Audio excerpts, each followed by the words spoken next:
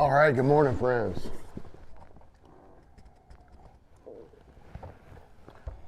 Saw some questions and comments. Very interesting stuff. Thank you for watching the video last night. I appreciate it. It's good to be back. It's good to have all of my stuff locked down. I had some people asking about that. I'm really not ready to go into all of the hacking business. There's a lot of stuff you can watch on it. I went down so many rabbit holes over the past 4 days. I really don't want to talk about it right now. Maybe I will at some point, but I want to make good content doing what I do. This is what I love to do, right? Not fighting hackers. I like to watch movies about it, but I don't like to do it in person. Okay, there were some cool things that came up that I saw from yesterday. The Freeze puller. This is the quickest setup in any of the pullers. You saw the way I was able to move this, slide this bushing, boom, boom, boom, boom, boom, boom. This by far is the fastest setup. With the clamp like I showed, with it like a Jorgensen clamp, man, you can get a lot of pressure. If you noticed in the video where I said that I was stopping, because the mouthpiece is here, and I've got, let's see, if I set this to where this is 18 inches, I've got all the way to 25 inches. Okay, so that's 1, 2, 3, 4, 5, 6, 7 inches out past, and you could see me wiggling that mouth pipe. And that's when I said that I felt like I was about to wreck it. The stability, okay? That's one of the things that you have to be careful of because that solder joint was broken, right? You'll fold that mouth pipe right off, and then you have a whole new set of problems. So you have to be cognizant of that.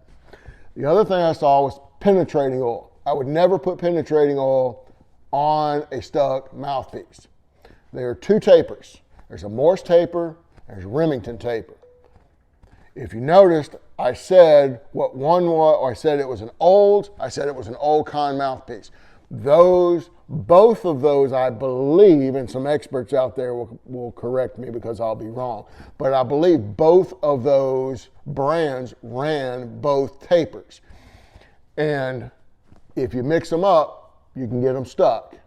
And if you see a modern mouthpiece, you order an R in the model, and that makes it a Remington taper if you're playing an old's horn or something like that, okay? So tapers want to come apart. So if you put it under load, then if the Bobcat had not pulled it, let's start there. If the Bobcat had not pulled it, I would put it under load and I would tap the taper, just like when you're trying to unload something out of your lathe. Those tapers are going to come apart. They're made to lock, but they're also made to unlock. That's why you have machinist hammers and things like that, right? Okay, so it would be the same thing. The next thing that we would have done is put it under load, give it some tappy taps around, and then see what from there. Another thing that I did not show was this device. This is just a washer. I'm going to bring you in and show you all this stuff. But this is a washer that I put between the Bobcat and the receiver top. And I've also done it with the Freeze to give it a little more purchase. So washer, I cut out everything that wasn't the shank of that mouthpiece. I can put it around it. I can give something else and not hurt the receiver, right? I've seen people take Dremel tools, the little Dremel wrench, and do the same thing. So this is something to file away in your little cabinet. Easy to make, right? And get you through. Okay. The other big one, the Thompson. Everybody wanted to see the old Thompson in action. My Thompson, it does not work. It's rusted. These don't even turn anymore, and the handles are all bent up. At some point, maybe I'll restore it, but it lovingly hangs on the wall. That's where it's at. So that's why it didn't get used. Yeah, these are super cool. And you anchor them to the bench. They're screwed down to the bench. So they're really a fixed asset. Okay, let's talk about my Bobcats. The question was, how did I modify mine? What was it different than a standard Bobcat? So I'll just take them apart real quick and we can come in and look at them. Okay? All right, so I think you have a good view there. So the regular Bobcat, let's see, it's got the thumb screw, right? And then it has this plate. And so this plate is thick, same thickness all the way through on the slots. You see a little bit of that gold anodizing left and very small slot, okay? This was the piece that I was talking about that I made out of the old washer. That just gives some extra purchase and not harming the receiver. And it's easy to make out of a washer or a Dremel wrench, okay? And that can work with either one of these. Also works with the Farees, okay?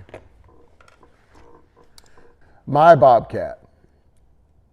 Okay, the thumb screw, and it took 3 washers to take up for the space.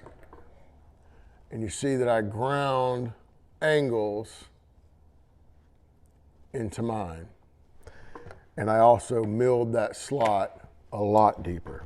So here you can see how much deeper. And like I said, I did that to get in on some of these super short shank mouthpieces. Had to have it. So that's all it is. It's pretty simple, but it's very effective.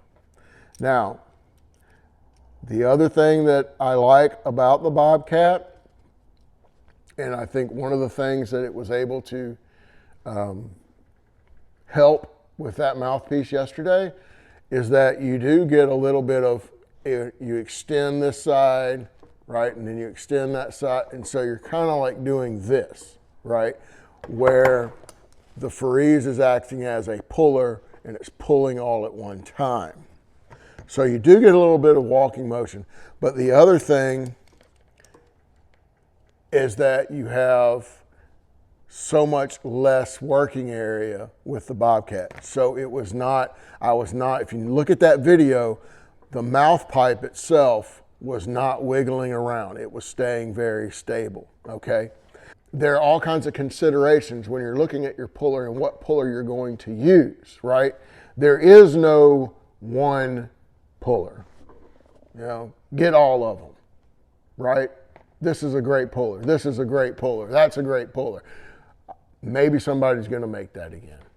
So those are some of the considerations that I take into account when I'm looking at what I'm working on, right? And for this customer with the olds, we're putting a modern receiver on it. He's a band director. He wants to be able to use it in class to play with his students. So I got it pulled apart last night after that video, got it flushed, got it all cleaned up. And then today we'll start doing all the rest of the things so we can get it back to him. In conclusion, that's what my mouthpiece pullers look like. That's how I use them. That's how I've modified them. These are the ones that I really love. I appreciate all the comments and following along. Now, going to do something different.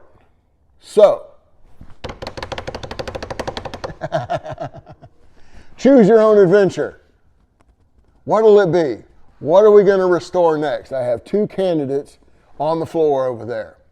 Trombone, trumpet. Both vintage, both stuck together, both going to be fun. Let's go look at them. And you get to make the choice in the comments.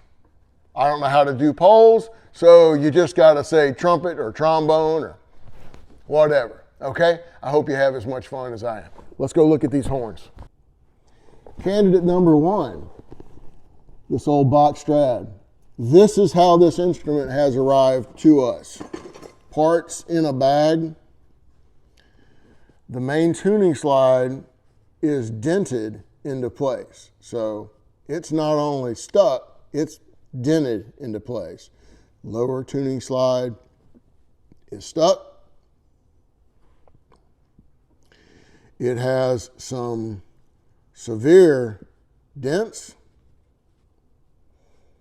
Bell's got its usual I got dropped problems. Let's see. Over here. Stepped on in multiple directions. Man, it's got all the things. Buckled here at this brace. You can see the remnants of vegetable oil in the casings. Look in there. Good stuff. And the smells. Oh my. Cracked solder joints, bell tail, dents, right? And then the big thing is that the bottom cap threads are just, man, they are pretty bad. Okay? So, we've got all that, and we haven't even looked in that bag yet. That's one. And our second, the customer says that he dated this con trombone to be about 1920 something. This is an old con. It's a 5H. And man, you can smell it from here. Pretty gold wash bell on the inside. It's got some dents. It's all stuck together. It has this removable counterweight. It has the original mouthpiece, and then it has another mouthpiece. It has the another slide. The hand slide is, it's okay. It's got its share of dents and things too. It is not nearly as beat up, but will look. This is going to come out as a beautiful, beautiful instrument. So that's where we're at. Monday morning, bright and early. I'm going to try to get this up this morning because I'd like to sit on the couch tonight and decide what my workload is going to be about getting these restorations worked in with all the rest of the things that we do. I hope you comment. This will be fun, right? Choose our own adventure, even though all the adventures have to get done. Have a great day, everybody. This is Wes Lee signing out.